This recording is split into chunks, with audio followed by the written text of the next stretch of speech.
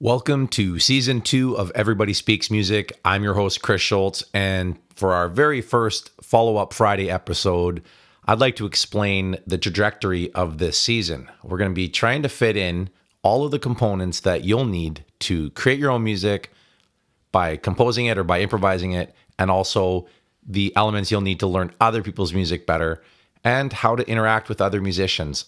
I really hope you find this season full of value, inspiration, and most importantly, practical takeaways that you can use immediately to enhance your musical journey, to get more out of your time with your chosen instrument. One of my objectives in Season 2 is to avoid using excessive theory. I don't want this to turn into a YouTube tutorial where I'm teaching you how to build chords or how scales are constructed or keys or all that other information that's already readily available for you online.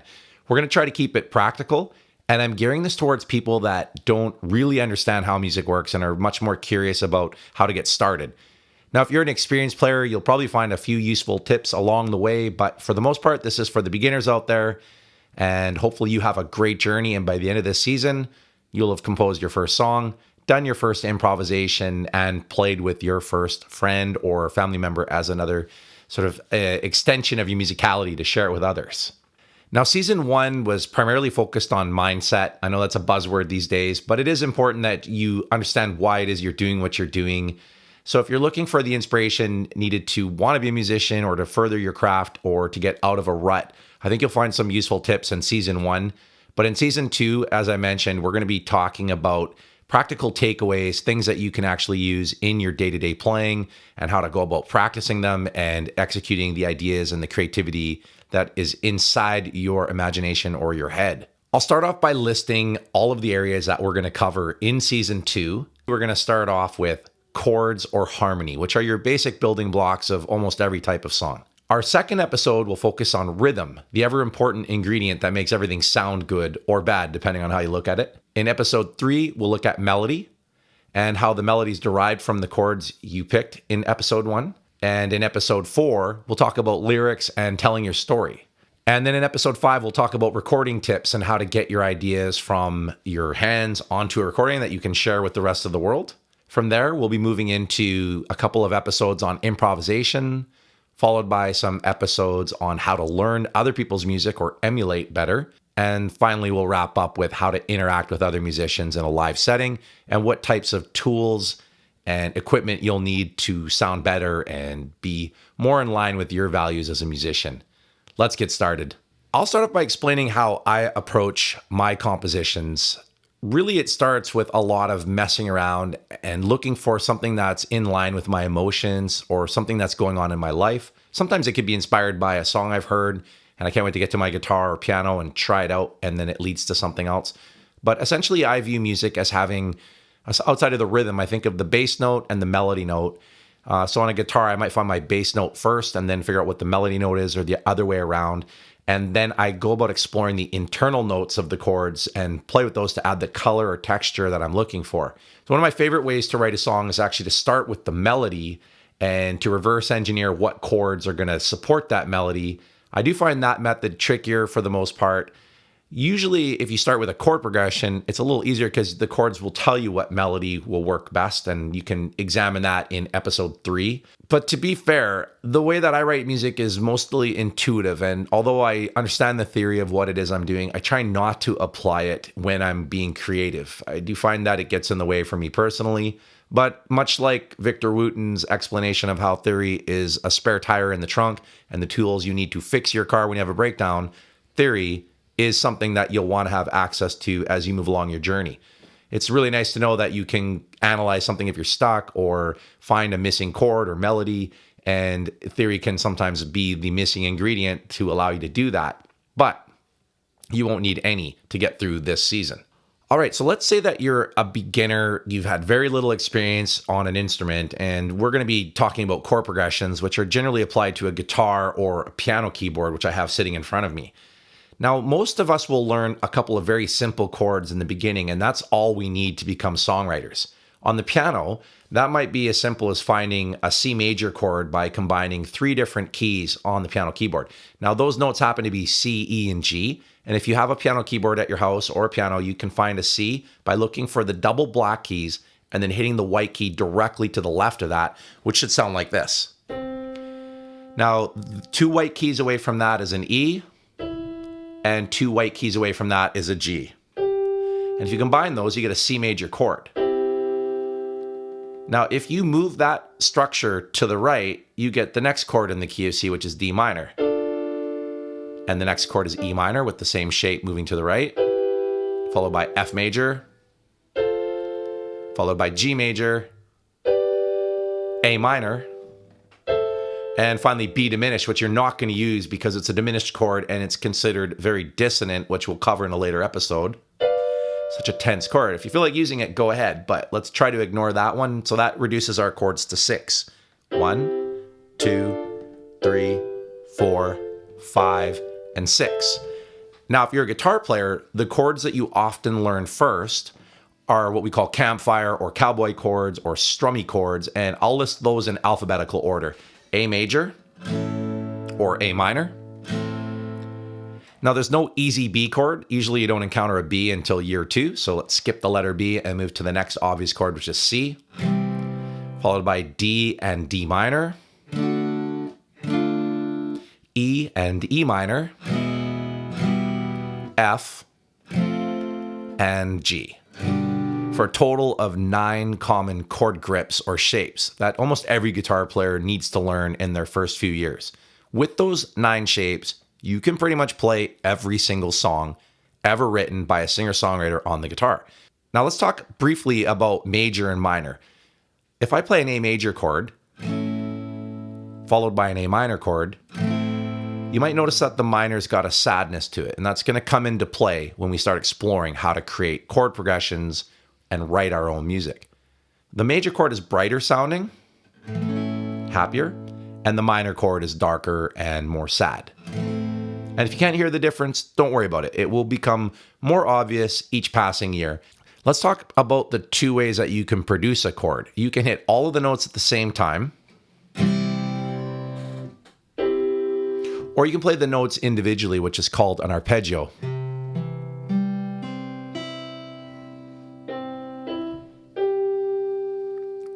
And depending on your goals as a song, one of those 2 approaches might seem a little more appropriate, but we're going to save rhythm and all that fun stuff for our second episode. So staying on the idea of how we can put chords together to create songs, the most important thing is trusting your gut and your instinct. I'm going to use the 9 guitar chords for my demonstration, which were A, A minor, C, D, D minor, E, E minor, F, and G. Now, one thing I want to mention is in a song, traditionally you'll only use one or the other of the same lettered chords. So A and A minor generally won't show up in the same song. Here's A minor, and one of those is not going to make the cut. Let me elaborate.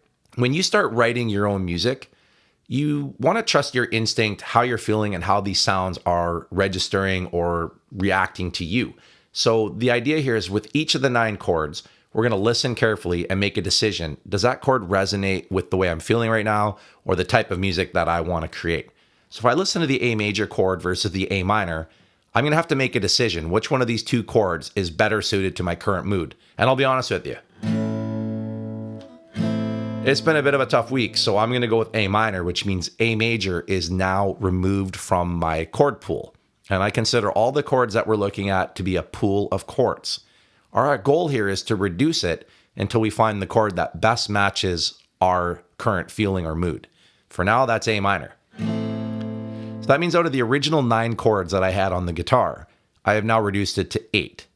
Moving along, the next chord that appears is C major in my list. I have to decide, do I prefer the A minor or the C major? And this is where I want to drop one of my favorite quotes. I don't always know what I want, but I always know what I don't like. Let's say that you get through the remaining 8 chords and you still don't know which ones you like. I guarantee there's going to be a few you don't like. So start by marking those off the list. At this point, I can't tell if I like A minor or C major better, so I'm going to leave them both in the running and move on to the next chord, D major. Now, D is really bright, so I'm going to immediately knock that off the list, but D minor might actually be appropriate for my mood. It is, which means I'm now up to 3 chords that I like. Let's move along. E major. Definitely not. E minor. Let's consider that a 4th option. F major. Definitely not. And G major. Definitely not. So I've got 4 options to choose from. Now your results should vary. If you're in a particularly happy mood, you probably would have chosen one of the major chords. It's important to remember there's no right or wrong here. When I do this experience with a student, I keep asking them, how does that chord make you feel? And I'll keep playing our options back and forth until we've reduced it down to 1. So my 4 options are A minor, C major, D minor, E minor. Now, there's no rules to songwriting. In fact, what I just put together might be the song. Let's talk a little bit about the structure that we're going for and how we're going to take these random chords and turn them into an actual piece of music. We're looking to write a 4-chord song. That's traditionally how most singer-songwriters operate, and we're going to put them into sections called bars or measures that are 4 beats long. We'll be covering most of this terminology in episode 2. So we need a chord to start with, then it's going to go to a 2nd chord, from there to a 3rd chord, and from there to a 4th chord.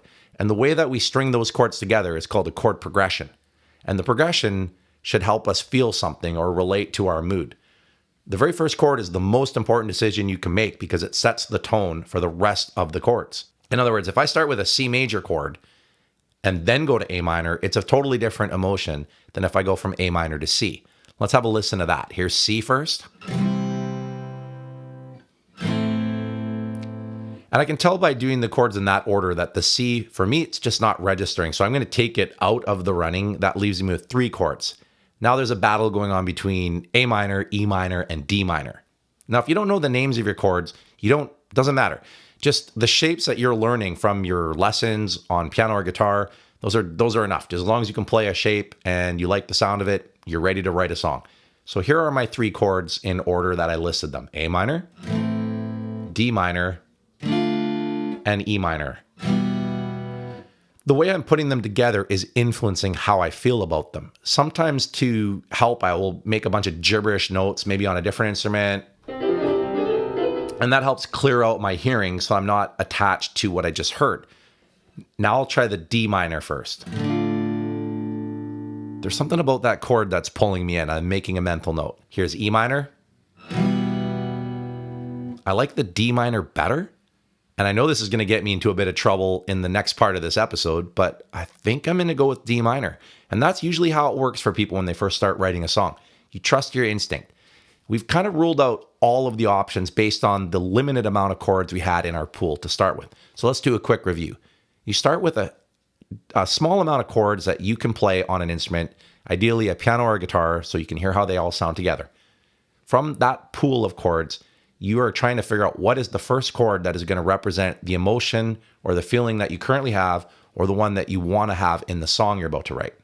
Okay, so now you've made a decision. Mine happened to be D minor. And from here, we're going to try to figure out what the second chord is. So this would be a good time to pull out a piece of paper and a pencil or pen. Now draw 4 circles on this piece of paper. And in the very first circle, write the chord that you chose first. In my case, it's D minor. Leave the 2nd, 3rd, and 4th circles blank for now. Now from that very first chord that you decided, technically you only have 8 options of where to go. If we're working with our original chord pool of 9, like I was doing on the guitar.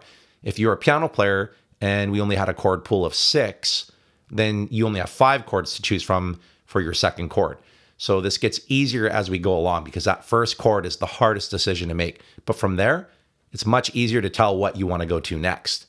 So from D minor, I can go to every other chord in my original list, keeping in mind though that D major is probably not going to show up because it's got the same letter name. In other words, I'm not going to go from this chord to this chord because they're just too similar with root notes and yet they clash, if that makes sense. Let's have a listen to what happens if I go from D minor to A major. Now, there's definitely a feeling there. Let's try D minor to A minor. That's a bit too Renaissance-y for me. I didn't really like either of those, so I'm going to move along my list from A's. The next letter was C on my guitar, so D minor to C major. Okay, let's remember that one as being somewhat of an option. Now I'll go into the E chords. I definitely didn't like E major. Let's try E minor. That's a bit too dark. And now I've got an F chord to try. Yeah, I like that. I think that's the one. Let's try G. It's my final option. Ooh, that's pretty good too. I'll listen to them again just to make a decision. D minor to F. And D minor to G. I think I'm going to go with the F chord and trust my initial instinct. And I recommend that when you're going through this process, just trust your gut and remember the quote, you don't always know what you like, but you'll always know what you don't like. So even if you aren't 100% sure, it's enough to get the song moving along. You can always replace the chords later or try some different things. Also keep in mind that these chords sound totally different on a piano. If I play a D minor to F major chord on the piano, it sounds like this. Or in a higher octave.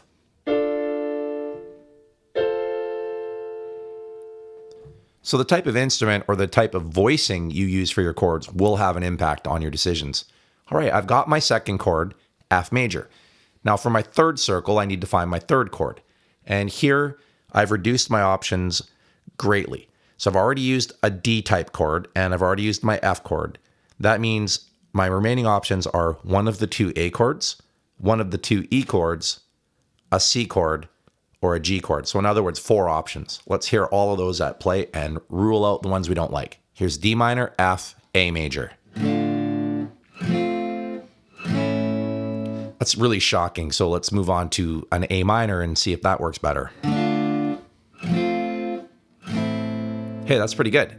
And that's a good point to pause and show you that it's not intuitive how this is going to work out. And this is a great reason not to use theory when you first start songwriting.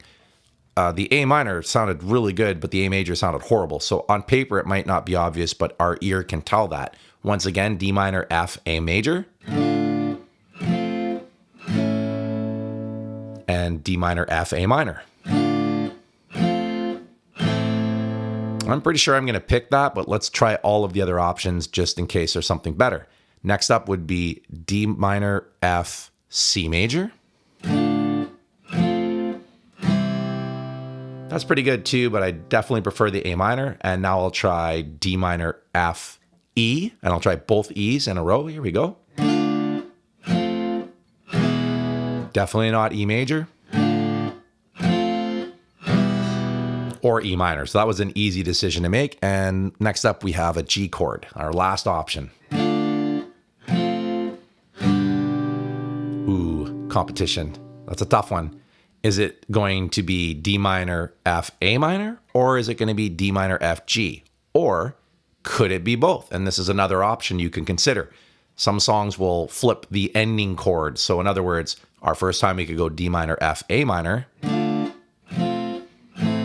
And the second time we could go D minor, F, G. And I kind of like that. And I'm going to pull out a song that most of us have heard by Bob Dylan called Knockin' on Heaven's Door. It uses a similar concept where the first time it's G, D, A minor, and then it's G, D, C. So simply changing the A minor to a C chord the second time and alternating between those two different chord endings is how that whole song works. Mama, take this badge off of me. There's the A minor. 'Cause I can't use it anymore. And there's the C. It's getting dark, too dark to see. It feels I'm knocking on heaven's door. So I think I've made my decision. It's going to be D minor, F, A minor, D minor, F, G. And that's the beginning of my song. Let's hear that together one more time.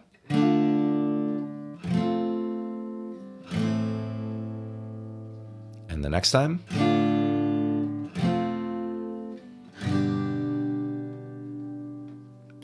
All right, so let's summarize the steps because I jumped around a bit. And you're all on a different stage of your journey. So if you know 100 chords, then your chord pool is so large, you'll probably have a lot more trouble getting through this process. You actually want less chords.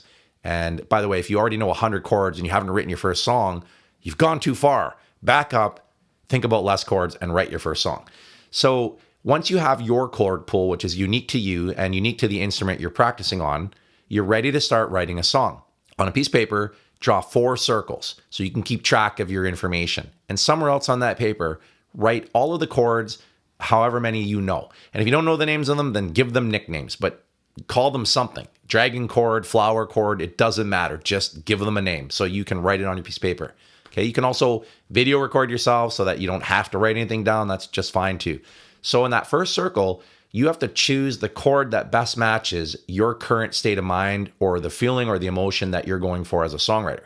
So put that chord in the first circle after you've ruled out which of the other chords you don't like. Okay, in my case, it was A minor. Now your job is to figure out what the second chord is by going from A minor to whatever your remaining options are. In my case, I had 8 other options to try.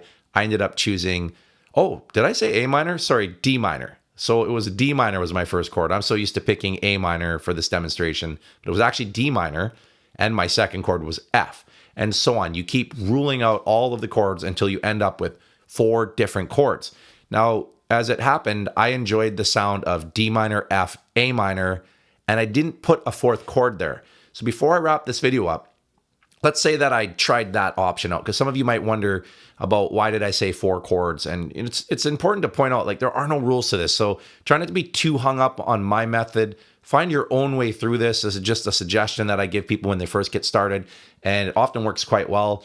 But if you are an option anxiety person, stuff like this can sometimes drive you nuts. So we've got to try all the options out, make sure that you find the one you like the best. So going back to my original idea of 4 chords, D minor, F, A minor, question mark. Let's hear what that 4th chord might have been had I decided to do that route.